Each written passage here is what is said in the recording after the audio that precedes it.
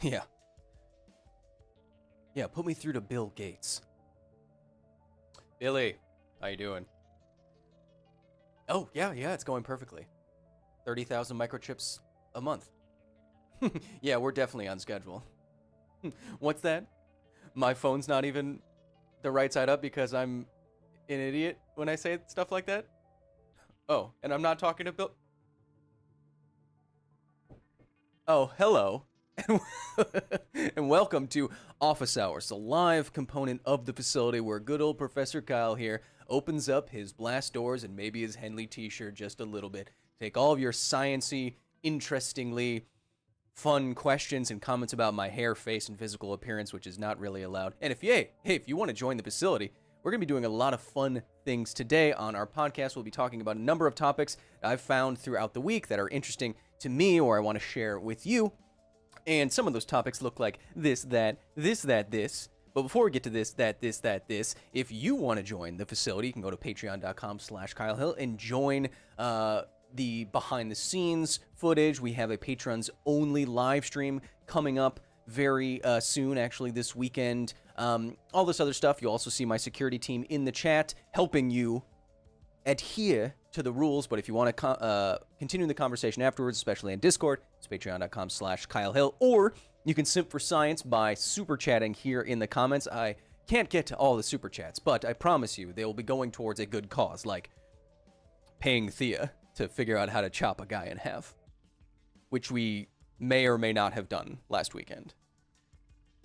Anywho, so like I said, you could simp like Mr. Diglett here for 20, and in between all of our topics that we'll be going through, we'll be taking all of your questions, so come up with something nice and nerdy for me, and we'll get to it. But first, let's get to our first topic. Hey, that makes sense, right?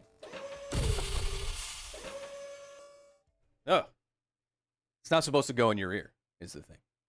So, COVID-19 testing. So, I've been instantly demonetized now, but then upon review, some human person will be like, hey, that guy's not that dumb, and then I'll get remonetized. But COVID-19 testing. Now, first and foremost, if you're in America especially, stay home for Thanksgiving. If you're already not doing that, I think you made the wrong decision. But stay home. Why? Well, because the pandemic, at least in the United States, again, where I'm maybe located or not, is having the worst surge of this pandemic since it started. Things are getting much worse, and we need to act quickly if we're ever going to get it under control. One of those things that we can do to get things under control, which you've heard many politicians and scientists and advisors talk about, is testing. Now, I think there's a lot of confusion about COVID-19 testing. When you should get it, how many times you should get it, who should get it, and when. So I wanted to go through this just a little bit to help elucidate this topic for you. Because there's new research that suggests that there's a counterintuitive way to attack this pandemic in terms of testing. So, what would you say your intuitive sense of getting a COVID-19 test is? Well, first of all, what the test does is you swab some tissues of your body where virus would be generating itself, and then you test to see if you can get some fragments of this viral DNA and or antibodies that your body produces in response to this virus, and if you can detect those things, you got the virus. There's a number of different tests. These tests take different amounts of time to finish and or produce a result, and they have different sensitivities. Now, when I say sensitivity, what I mean is that these tests are sensitive to different viral loadings. So there is a PCR test you may have heard of that is very sensitive in that it doesn't need a whole lot of dead virus husks, speaking generally, to detect that you have COVID-19. There are other tests that are much quicker and can return results to you like the same day, but they need a much higher viral loading. So if you just got COVID-19 or you're just getting over it, it might not detect it because there's not a whole lot of virus in your system.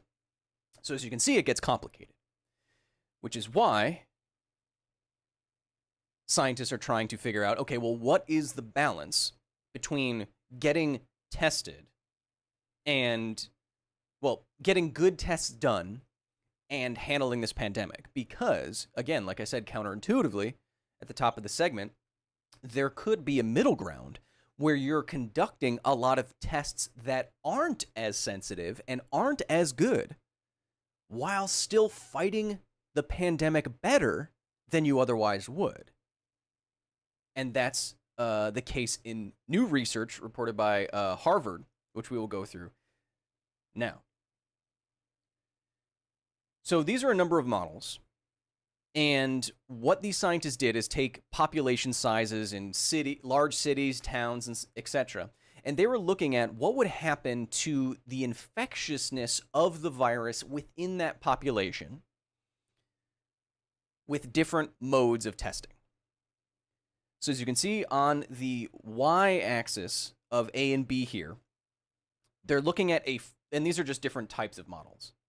They're all saying relatively the same thing. So what the y-axis is saying is a reduction in R. And this is what you've heard of as R naught. This is the infectiousness of a certain disease. So if someone has a disease, how many people on average are they likely going to go on to infect? If R is 1, then it's hard for that virus to turn into a pandemic because you're only likely to transmit it to one person. If it's less than 1, then it's very unlikely that it's going to spread throughout a population because on average, you're infecting less than one person. If R naught is much higher than 1, then you get a problem because it can spread exponentially. And R naught is above 1 for COVID-19, but it's not the most infectious thing out there. Something like measles has an infectivity of an R naught of 15. So you can see why we needed a vaccine to eradicate that and why measles is so potentially dangerous. It just spreads out of control. Measles is so infectious. I think there are cases of people getting into an elevator like an hour after someone with measles got into that elevator and like 10 people got infected. It's crazy. But what we want with COVID-19, obviously, is to test and implement action in such a way to reduce R naught, such that we have a situation where the infectivity is coming down so we can flatten the curve and get a handle on it and give our poor healthcare workers a damn break. So what are we looking at here? So now look at the x-axis on these graphs. What we're looking at is different testing timelines. So let's just look at section A here. What we're seeing is daily testing. Then testing every 3 days, testing every week, and testing every 2 weeks. Now, if we're looking up at section A here again, try to interpret that for just a second while I take a sip. What this is showing you is that with daily testing, the reduction in R naught is approaching 100%. And that makes sense, right? In a population, if you were testing every single person in a population every single day, you would know who to quarantine, who not to quarantine, and the virus would burn out pretty quick. If you're testing every 3 days, it gets harder to do. If you're testing every 2 weeks, that's even harder to do. And these are with the less sensitive test. So let's look at another graph here. So now I want to bring your attention to this key up here. No, not a suit that Goku would wear. That's a gi, you dum-dum. But this key up here. So the solid line in both A and B is what would happen to the prevalence of a disease with no intervention. And as you can see in A and B, weeks after screening begins, we get a surge like we're seeing now. And now so we have various dotted lines saying, well, what if 50% of the population gets tested weekly, 50% every 3 days, or 75% of the entire population gets tested weekly or every 3 days? The punchline here is that if 75% of the population got tested every 3 days with a less sensitive test than something like PCR, let's look at A. We have instead of a 100% prevalence, we have a 12% prevalence. So a reduction of 88%. Again, the punchline of this research is that if we were to implement daily or every 3-day testing for a majority of the population in the United States, COVID-19, this pandemic, would end in a number of weeks, period. So, again, this is kind of counterintuitive. And why? Well, it's because of the nature of COVID-19. And I'll bring up what the researchers said themselves. So, the rapid test always reduced infectiousness better than the slower, more sensitive PCR test. And that's because 2/3 of infected people have no symptoms. And as they await their results from a slower test, like PCR that could take 48 hours, they go on and continue to spread their disease without knowing it.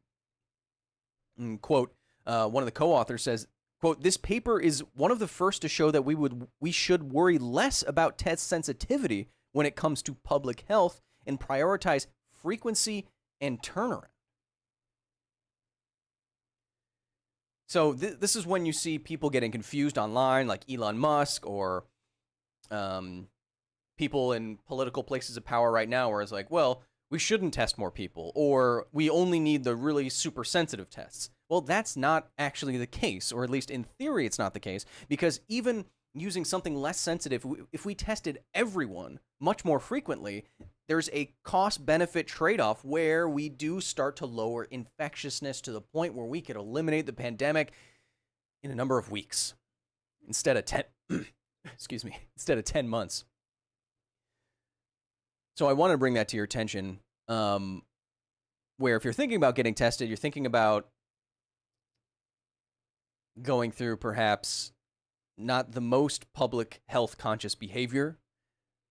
You should probably be getting tested more frequently, more often than you think, even if it is the more rapid testing. You should stay home for the holidays, and if you don't like that, I mean, I'm making a moral/ethical argument to not, indirectly lead to the death of more people and suffering, untold. But you can go ahead and tell your family that Kyle ruined Christmas. I don't care. We have Chef Smoke, one of my oldest supporters, not in age, but in time, temporal. I just like that word. With the 20, says, "Hey show, love the Kyle because we love Kyle. Just stopping by to invite you to D&D, praise the Basilisk. Hint to my players. Also, what are the odds of a Tarask rolling a 1 on a D20 5 times?" Tarask, I believe, I don't play Dungeons & Dragons, but that's a big monster boy, right?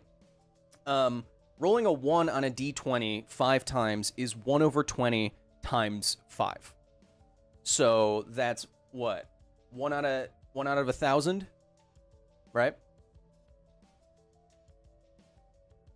100? 1%. Right? Oh, no, it's 1 out of 20 times 1 out of... Okay. Statistics lesson. I'm not all here today. The odds of rolling or flipping something probability-wise is that singular probability multiplied by the number of times you take that action. So flipping a coin, if it's 50-50, then you flip... the chance of getting heads twice is 50% of 50%, which is 25%. So you'd have to multiply 1/20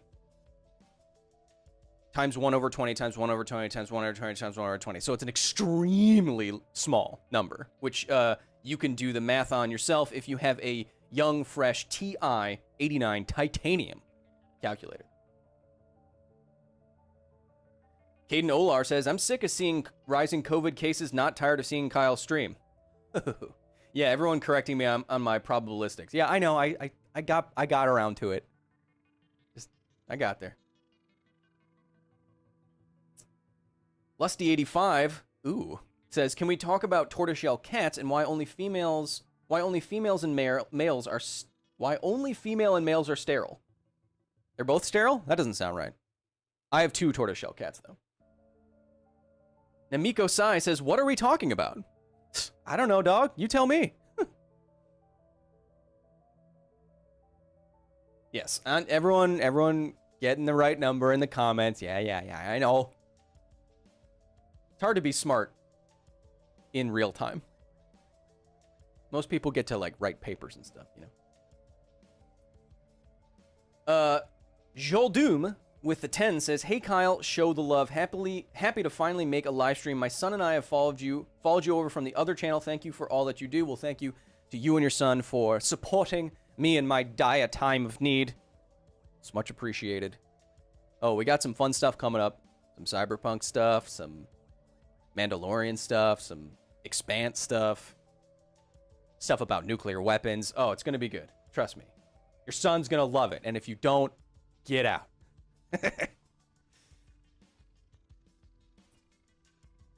mblogger07 says, hope you're having a good day. Hey, thanks.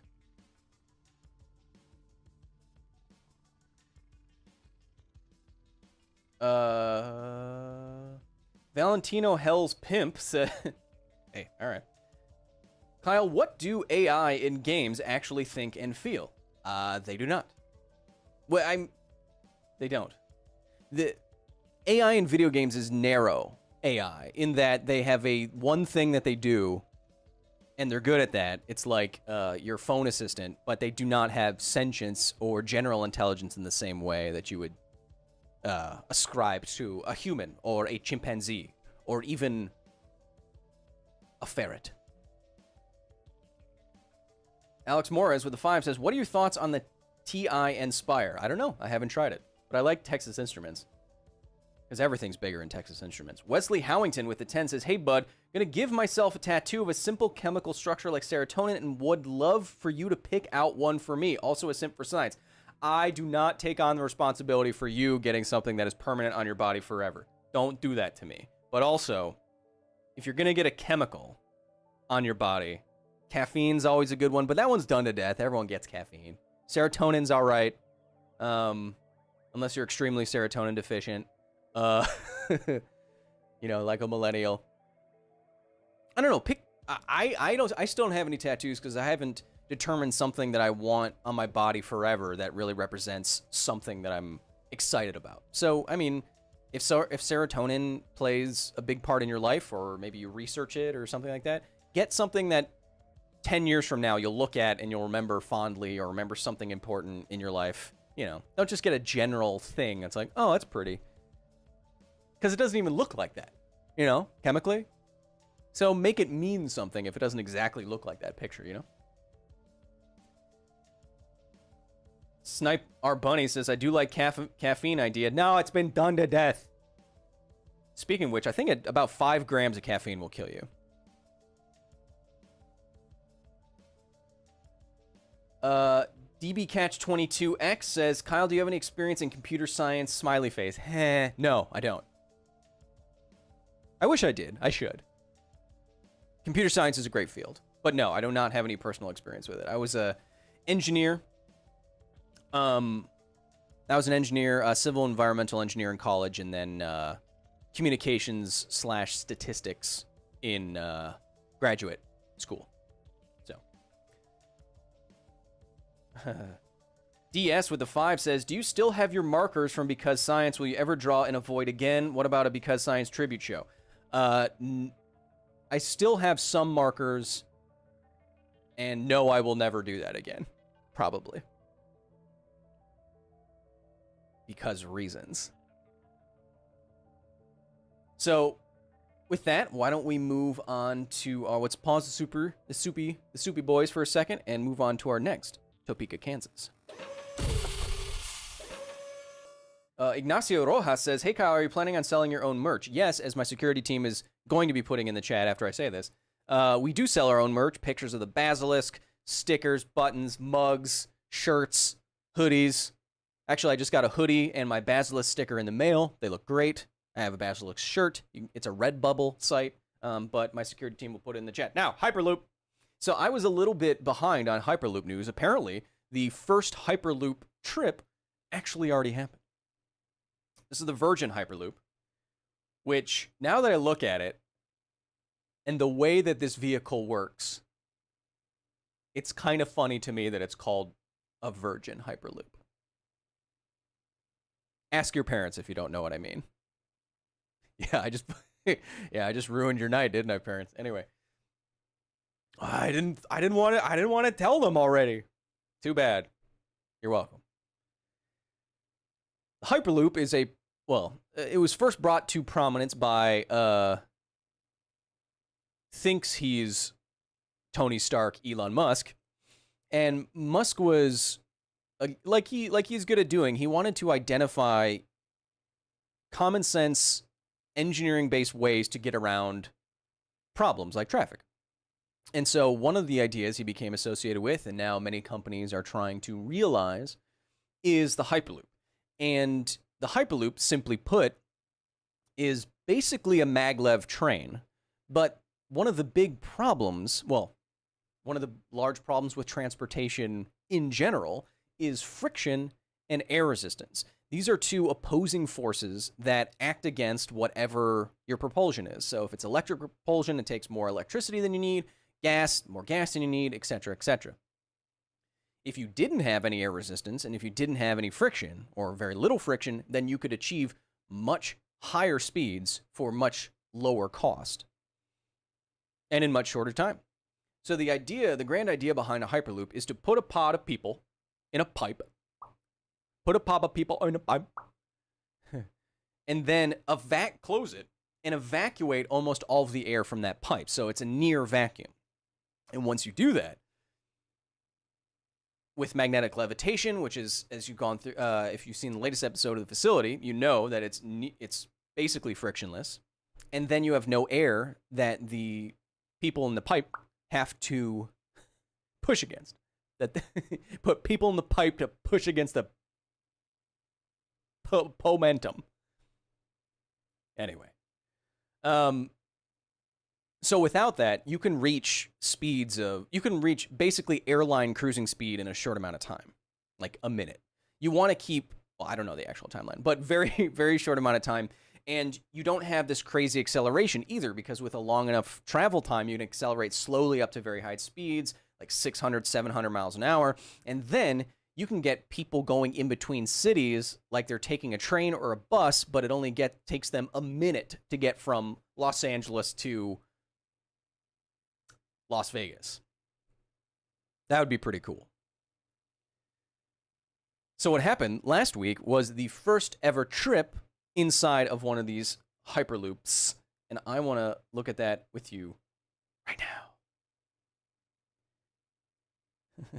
And they're trying to be all fancy with, since the dawn of time, I'll narrate it. Humans have transported from cars to balloons to other balloons, but now we at Virgin Hyperloop want to put people in a pod. So these two people, both wearing bicyclist shoes, they're strapping themselves into our pod. They're wearing infinity signs. They're getting in. These are our corporate managers and relations people that we said, hey, who wants to go in? And they won the company pool. They're strapped in, ready for the first ever Hyperloop trip. Are you ready? Because my mask isn't almost fully over my nose. That's a bad look for us. Don't worry about it. Here we go.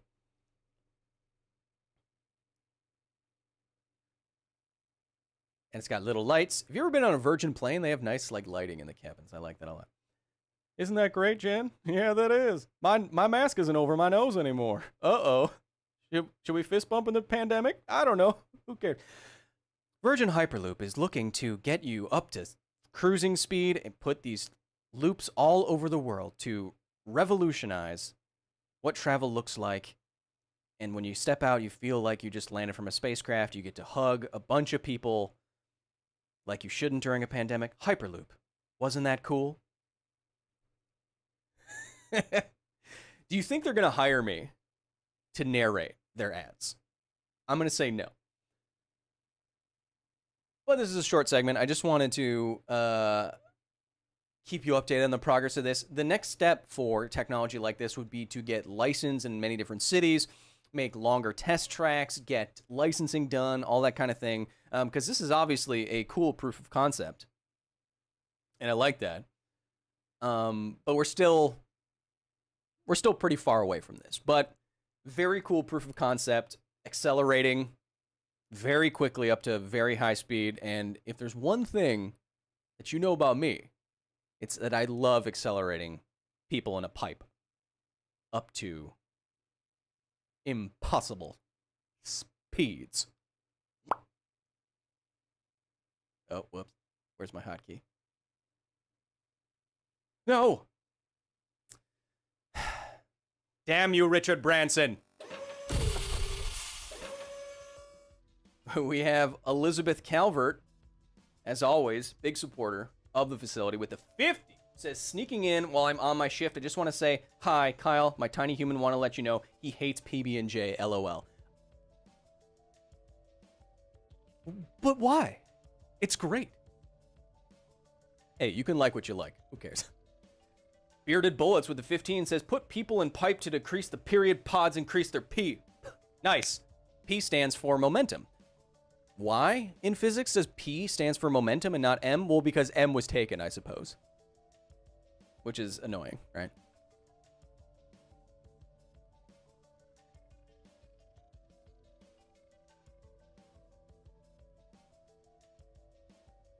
Hexstan says, I'm late. Is this some kind of new transport concept? No, it's a Hyperloop. Pipelock 1551 with the 20 says, first time live, love UR work, proud of you. Well, I could be more proud of you in terms of grammar, but thank you for simping.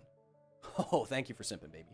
Cody Naisbit with the 5 says, how was it you were able to write backwards in the void on Because Science? Those secrets, all of the secrets of Because Science will go with me to space. Because I will be in an urn shot into space. I'll be dead. You'll never know, ever. Chef Smoke with the 5 says, your body is not a temple, it's an amusement park, enjoy the ride.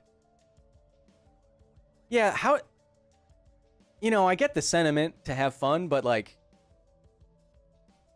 That didn't seem to turn out so well. You know what I mean? There's a balance between completely indulging in all of life's possible pleasures and not running your body into the ground. To, you know, enjoy your life. If that's what you really enjoy, okay, I'm just saying. Again, who is it, Aristotle? Or Plato, whatever. The golden mean. Life isn't all going to be amazing or all terrible. You have to find the golden mean, the middle way in which you can flourish. Acknowledge that life will have ups and downs, but try to maximize the amount of time that you feel content in the changing of life's tide. That you're always afloat. Kyle Hill, 2020. The engineer of engineer said the hacksmith made a real working lightsaber.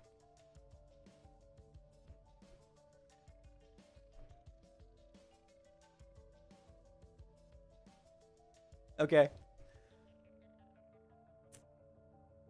Caden Olar says, the Kyle Hill Memorial Space Urn. I could see that being a popular attraction. Yeah, that is if you can navigate to it. I hope you've taken your Kerbal Space Program classes.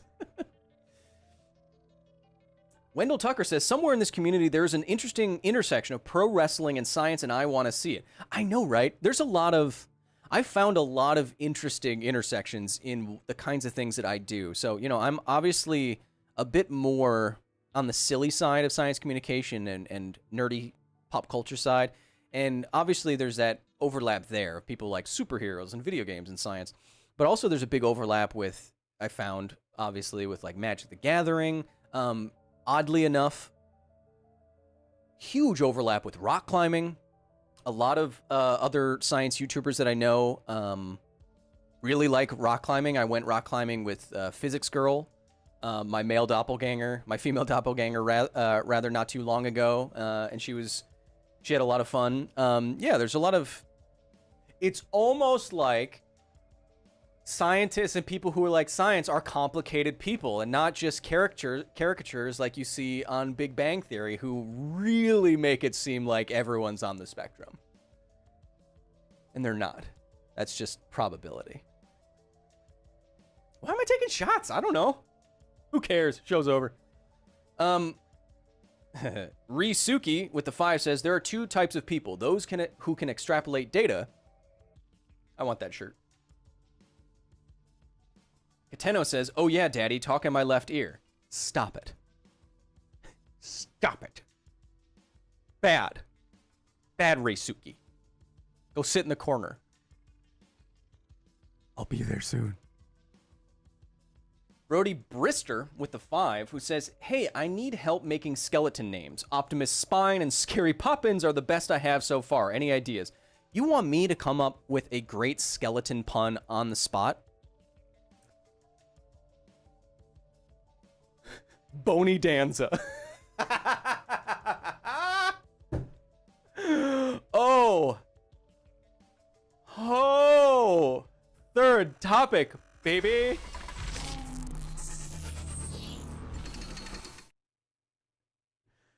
I need respect in the chat right now for that while I talk about the Arecibo Observatory. So,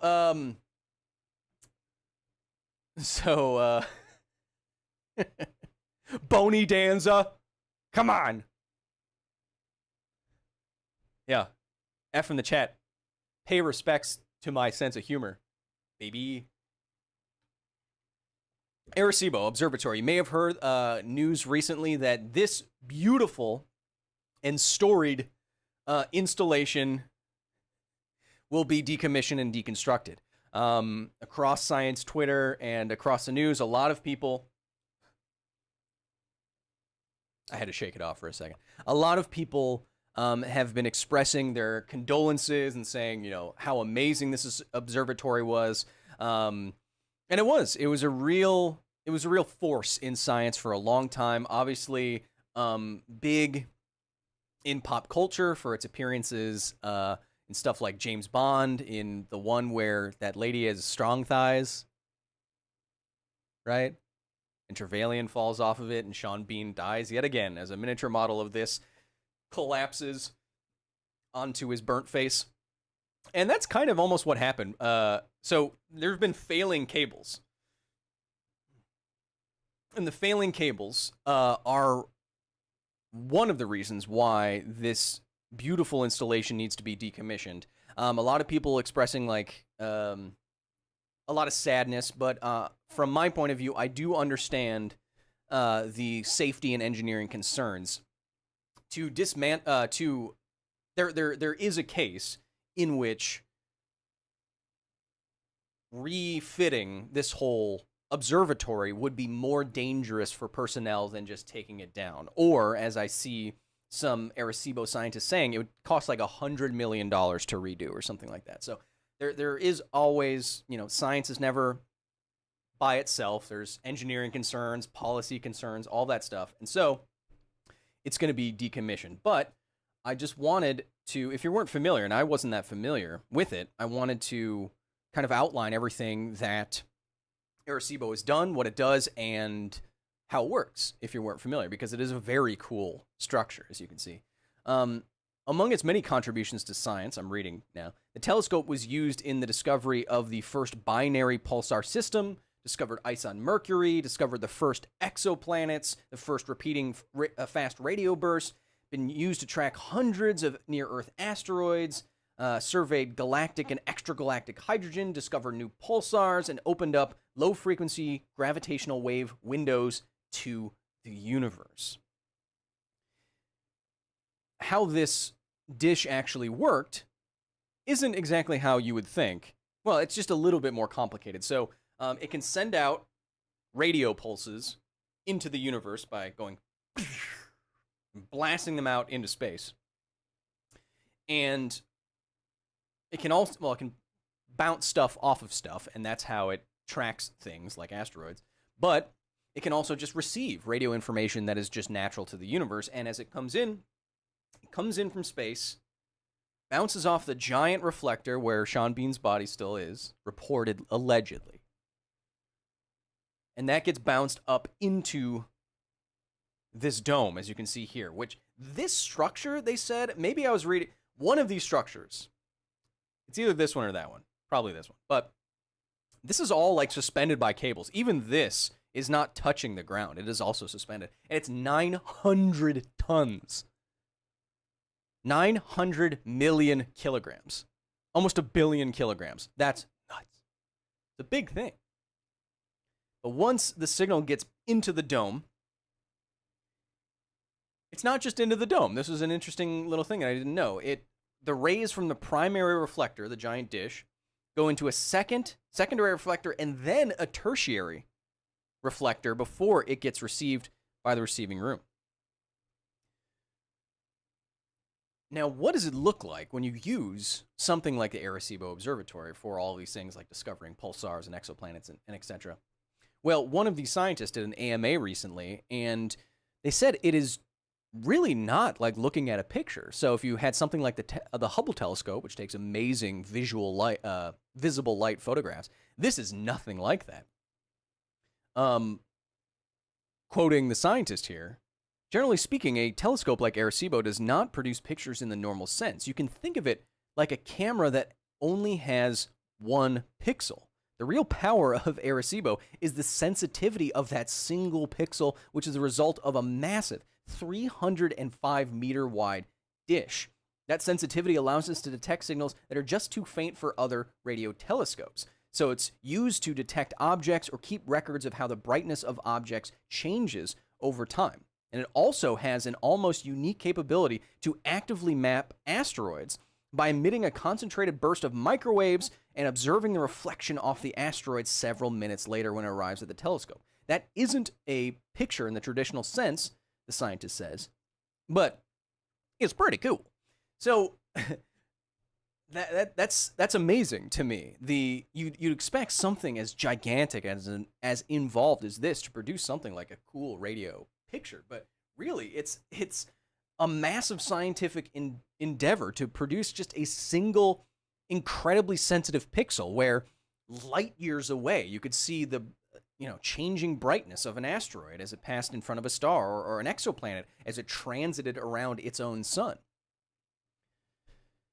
So it will be missed with its almost unique sensitivity and maybe the most famous telescope in pop culture, right? I mean, aside from the Hubble telescope, which everybody knows of, and is used in like 75% of astronomy papers or something, Arecibo has a place in a lot of nerds' hearts, and it's an incredible structure.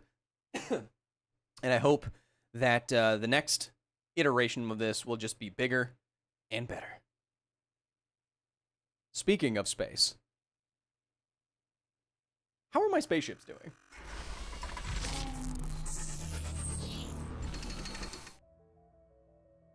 It's always nice to check on the old ships.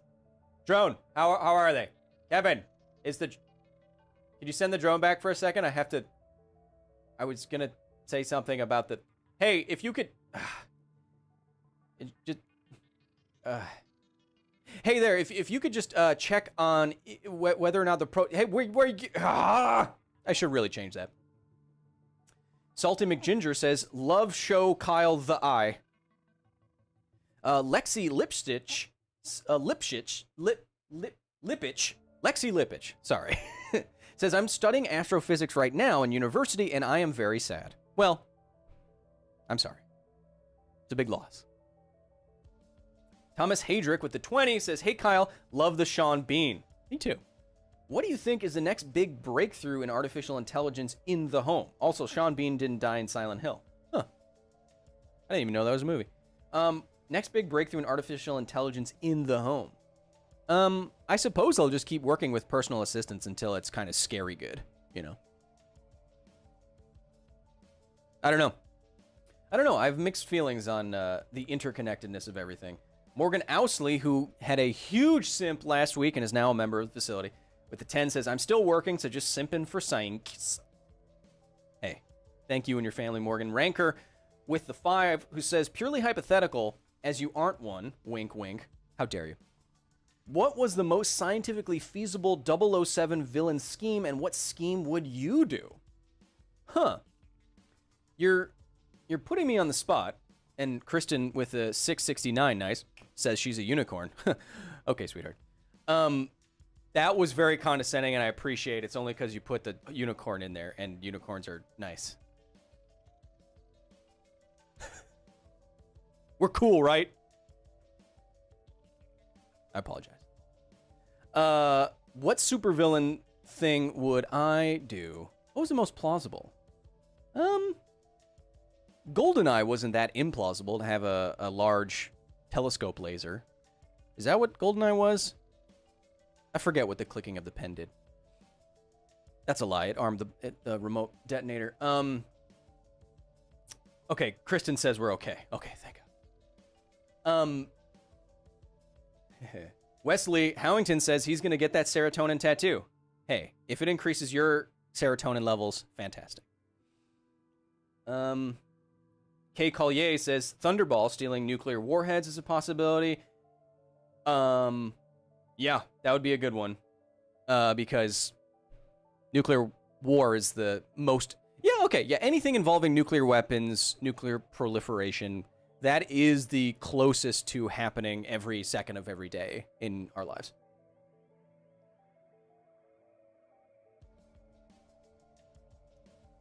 Nicholas Cherninsky says, hey, Kyle, if you are attending Thanksgiving, what can you do to be safer? I am personally not attending either Thanksgiving or Christmas, even though I would love to see my family, as many of you would, but I think it's too dangerous. My parents are, you know, they're obviously older than me, so that puts them in a higher risk group, and I don't want to be responsible for anything that would be a cause of anything that would be directly related to my actions. That's me. But reportedly, like 40% of Americans are still going to Thanksgiving, so... See, I'm conflicted now because I'm adamantly saying don't go. But if you're already there, or if you don't want to listen to go to old golden hair Kyle here, mask the whole time, social distance the whole time, eat in different rooms. I mean, like, this virus doesn't care about tradition, doesn't care about family values. Gathering is what it wants. There's no good way to gather with this. Everything you're going to do is only going to increase your risk. You can try to mitigate it, but it is always going to be increased over what it would be if you never went. So, I don't know. Do you really want to be sharing food with people who are going to be, like, putting spoons and it's tough, man. It's tough. Master of All, as usual, with an Australian $5, says, sup, Kyle, how's your week going? That's... man, I'm bad at that. What do you think is a healthy work-life balance when it comes to doing hobbies that you love? And let's pause the super chats for a second so we can make it to our peer review. But you are talking to the wrong guy when it comes to work-life balance, brother. Burnout is a real thing. I've been making science videos every week for the last 6 years without missing one on purpose. And I don't know. But you know, I'm not falling apart here in that I do make time for stuff that I like. And I still, even though I work at the facility full time, you know, and it's my own company, I still have I have boundaries of, like, when I start work, when I stop work, when I answer emails, when I don't answer emails. Everything's really professional. I think what YouTubers get into a habit of is taking being available to work every second of every day, and that's just not healthy. And so I try to be, even though I don't have a traditional job, I try to be traditional in my job boundaries. Peer review. So, as we always do in office hours, I take a comment that was interesting or fun or thought-provoking, or just funny in this case, from the last episode of the facility, and we highlight it, and then you get a plaque. And from Kevin. Don't we, Kevin? Mm-hmm. And then even better than that, if you're watching and you get yourself a plaque, you can DM me, and you have to figure out how to do that first, but you can DM me, and you get a free month pass to the facility. And I will say that none of the people who I've given plaques to have done that yet. That's your fault. Today, Today, we're going with Aramyan, who's commenting on my superconducting magnet quantum levitation episode. And they say, when I say magnets are no joke, they say, my 10-year-old brother said, I'm going to use these tiny need.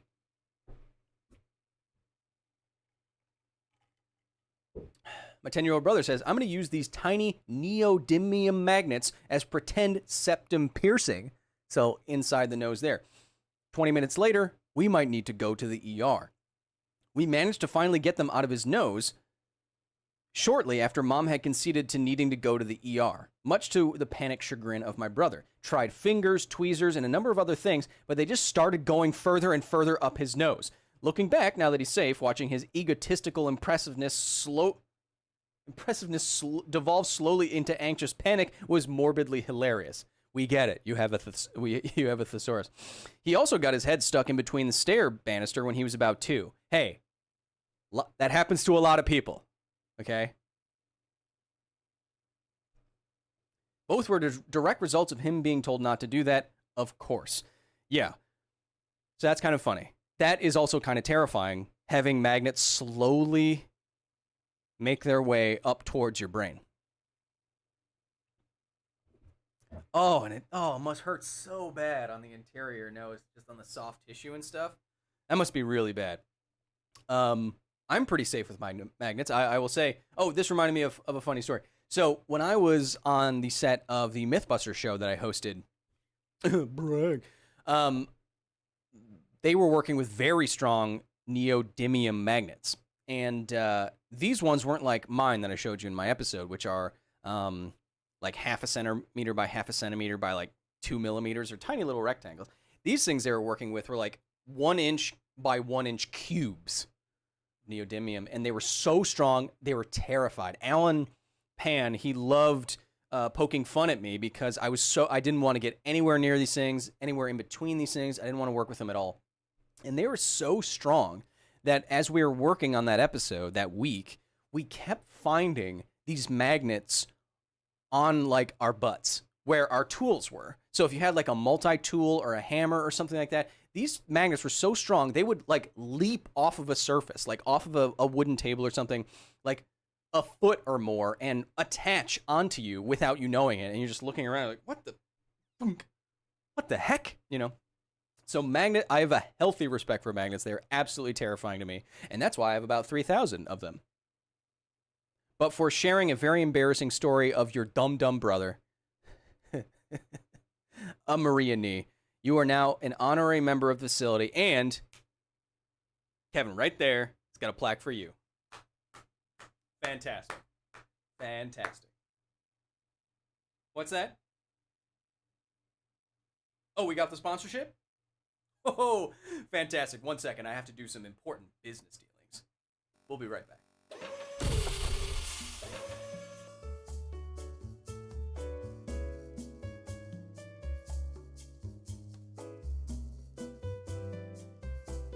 Hi, I'm Tad Belknap of Baby Ballistics, part of Basilisk Ballistics Incorporated. Have you ever wanted to yeet your child over the fence of a neighbor? I know I have. Kids are gross. That's why we are happy to announce our new line of baby yeeters, the Child Catapult, the Baby Centrifuge, and the Teen Trebuchet, all part of Basilisk Ballistics. Look, we know that babies can be kind of heavy. We know that teens are just too moody for their own good sometimes. That's why we offer the be-all, end-all solution for throwing your children into the surrounding field. You don't even need a target. These yeeters are good for your feeders. These, as Chip always says, these yeeters throw kids many feeders.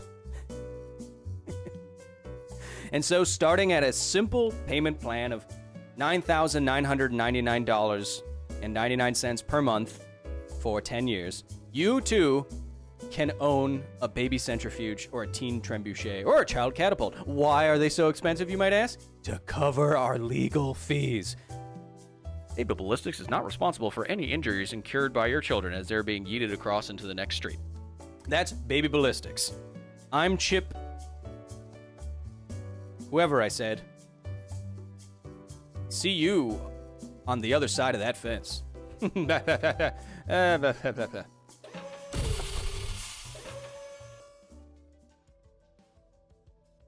Our sponsorships get weirder and weirder. I apologize for that one. Trash at Game says this is just the end of a Rick and Mitty skit.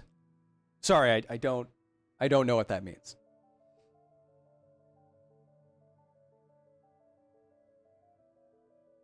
Kristen Wagner reported Unicorn says, where do I buy one of these Baby Ballistics?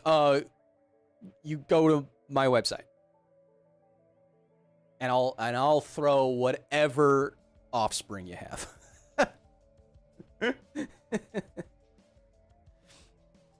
We have Sean Crawford with the Canadian $10 who says, hey Kyle, watching the stream with my daughter who is in grade 2 and wants to become a scientist. I apologize for all the maybe not grade 2 appropriate things that I've said today. I told her she could ask you a question, and here it is. Why can water be snow, ice, water, and steam? Interesting question. In grade 2 and already asking scientific questions? That's great. I don't know your name, but I'm going to call you Little Sean. So, Little Sean. Water is an amazing substance. It provides the basis for all life on Earth as we know it. And as you said, Little Sean, it can take many different forms. Now, why is it taking those many different forms? Well, it has to do with the structure of water. So if we took a really powerful magnifying glass and we looked down at water, we would see these little bips and bobs moving around. We call these molecules. Now, when water is water, these molecules are moving around a certain amount, Little Sean. And that means they're a certain space apart, and they're moving around. But when you change the temperature of something, if something gets hotter, the particles get more excited, and they want to move around a lot more. And when you remove heat from them, when you chill them down, they start getting a little tired and a little cold, just like this, Little Sean. And so when you have water with molecules bouncing around, when it gets colder out, these molecules get a little tired, and they get closer together, and they stop moving as much. And when it's closer together and colder, it forms a solid that we call ice. But if you took that ice, you started heating it up, and these water molecules just start having a party. And now, what'd you say? And now we have steam as the water gets further and further apart and more energetic, and now we have steam, and then we cool it back down in something like a kettle, and it's back, and now it's just nice water again. So water can be all these different forms because the molecules behave differently with each other and next to each other at different temperatures. I hope that answers your question, Little Sean, and I hope you ask many more questions and ask them all to your dad and ask them all the time and make sure they're really hard.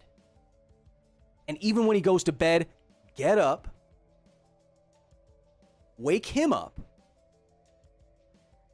hit him on the forehead, dads love that, and ask them, where do birds go when it rains? He's going to love it.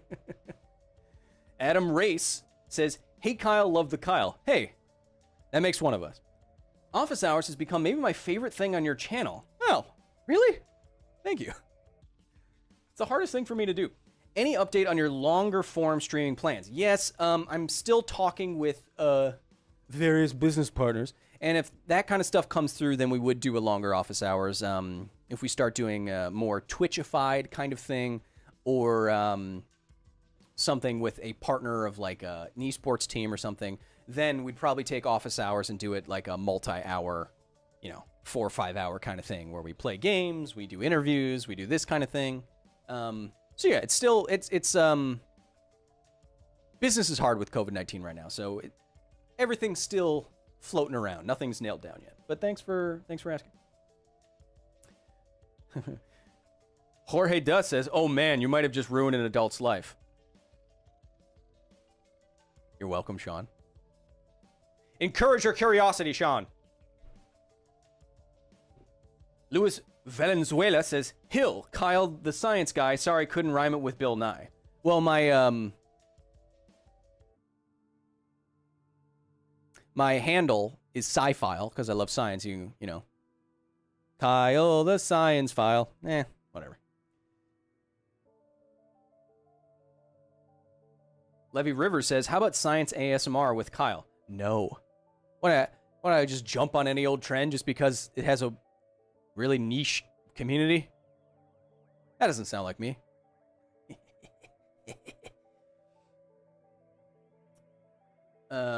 People are saying they'd like the Twitch idea. Just a couple more questions. We're almost at the tail end here.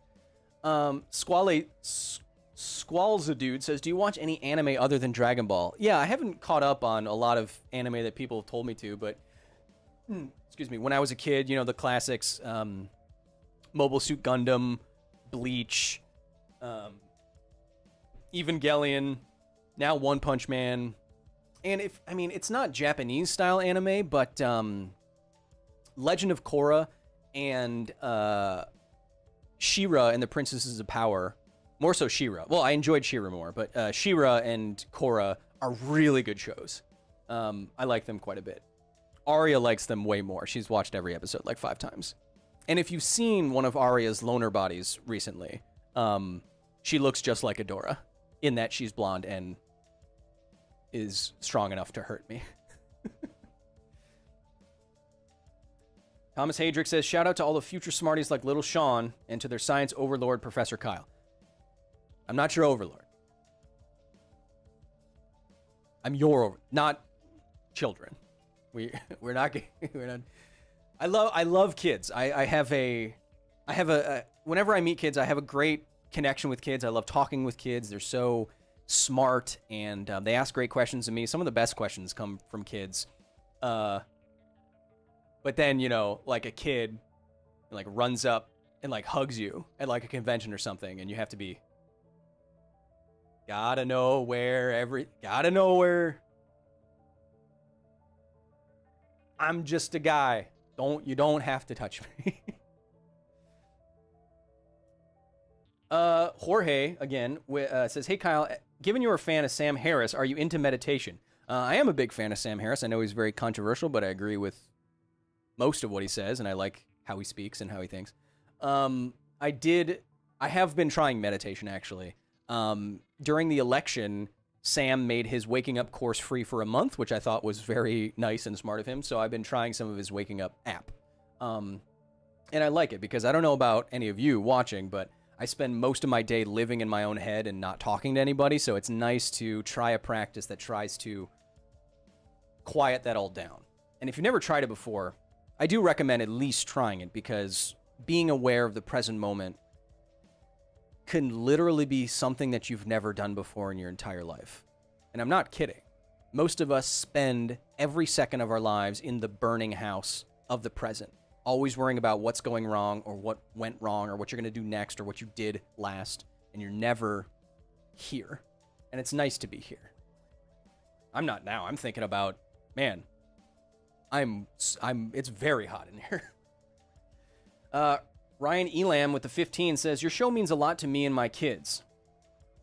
That's what it's all about, brother. It has been the genesis of many a long conversation. Do you have any thoughts on the theory of dual consciousness? I don't want to misrepresent exactly what you mean by that. But what that sounds to me is like dualism. The fact that there's a material and an immaterial part to you. There's like a consciousness that is separate from the meat, from the brain.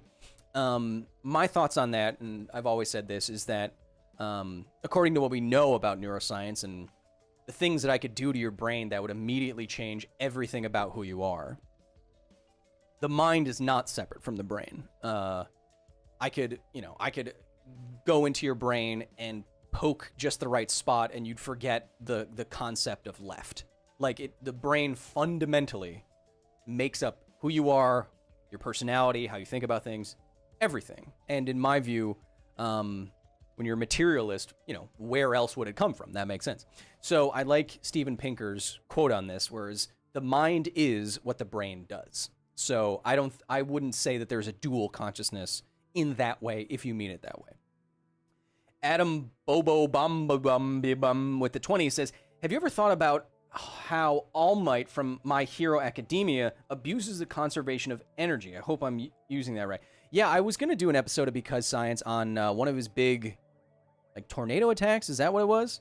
But then I escaped from a computer simulation, and now I'm here at the facility. Let's take one more, just one more.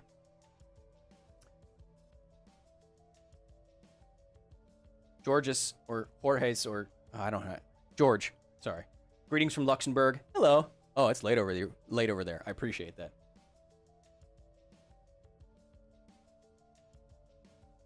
Ray Suki says, speaking of meditation and altered states of consciousness, have you ever tried a sensory deprivation tank? No, but I would like to try one.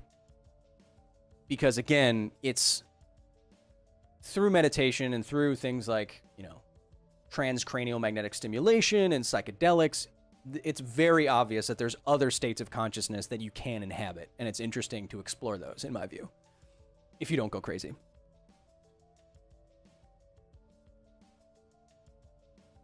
Kevin Trevino says, meditation helped me get my ADD under control in high school. Oh, well, that's great. I'm glad for you. I'm happy for you, rather. I would say that getting your ADD under control is something that is going to vary person to person. Just meditating or just implementing stuff might not be enough for you. You might need medication. But I'm happy that that worked out for you. But it's not going to work out for everyone, I should just say. It's going to be a combination. So with that, thank you so much for joining me for this episode of Office Hours. Wow, it is very hot. And I hope you've been having a great week so far here at the facility. We got great things coming up this week. In fact, it's going to be a video and a video format that I have not tried before. And it's on a topic that many of you have wanted me to cover for years since I first wrote about it in like 2014. So we have turned that into a video. It's more like a video essay. So it's not at the facility at all, really. It's just a video essay, so we're going to try that out. I hope you enjoy it later this week. And yeah, if you want to join the facility, if you wanted to continue on this conversation on Discord with me and my team and my other wonderful professors and assistant professors and research assistants and interns who aren't allowed in the front door until they show their badge, go to patreon.com/Kyle Hill. Discord, members-only live streams, behind-the-scenes photos where you can see blood on my hands, literally, and Magic the Gathering leads, D&D nights, radio stations, all that jazz. Patreon.com/Kyle Hill. I hope you have a wonderful rest of your week. If you are just catching this at the tail end, the video will be put up on the channel right afterwards, and I'll put links to everything that we talked about. Have a wonderful rest of your week if I don't talk to you until next week, which I won't. And be nice to each other. And thank you for all the simps and everything, for everyone who's saying that your families watch, your kids watch. That's incredible, and I absolutely love it. I will talk to all of you next week, which is... wait. Actually, there will be no office hours next week. And that is because I am teaming up with Game Theory. Well, it's Game Theory's thing, but Game Theory is having me as one of the participants for the St. Jude $1 Million Challenge. So last year, we raised money for St. Jude. I was a part of it. Me and Matt and Vsauce3, we did a trivia contest as part of one of the segments, and they raised so much money so soon. So next week, December 2nd, all day, it's gonna be pinned on the front of YouTube. You're gonna see it. Matt Pat is gonna be trying to raise $1 million for St. Jude as quick as possible. It's gonna be all your favorite YouTubers. It's gonna be me, Mr. Beast, Sophia, Disguised Toast, Physics Girl, Veritasium, Vsauce3, a bunch of other science YouTubers that you know, and a bunch of other people that I don't watch, but I know they're fantastic. So if you want to check that out, it's going to be next week, live streaming all day, I believe. We're going to raise a lot of money for a good cause, and you can watch me. I don't think they want me to tell you what we're going to do, but I'm going to be challenging some other science YouTubers like Physics Girl to another contest to see who is the real 300 IQ boy or bae. So tune in for that. It's going to be great, and it's going to be good for a good cause. Kate Collier says, where can we submit questions? Well, make sure you're in the live stream as it's going on. People will be monitoring the chat. It was very, very professional last year, and I can't wait to do it again. So, is Mark Rober on that? I think, oh yeah, Good Mythical Morning is going to be on there. Mark Rober is going to be on there. A bunch of giant YouTube names. So, check that out, and have a wonderful rest of your weekend, and be nice to each other. Stay home if you can, but if you can't, well, be nice to each other regardless, because it's all we got, baby.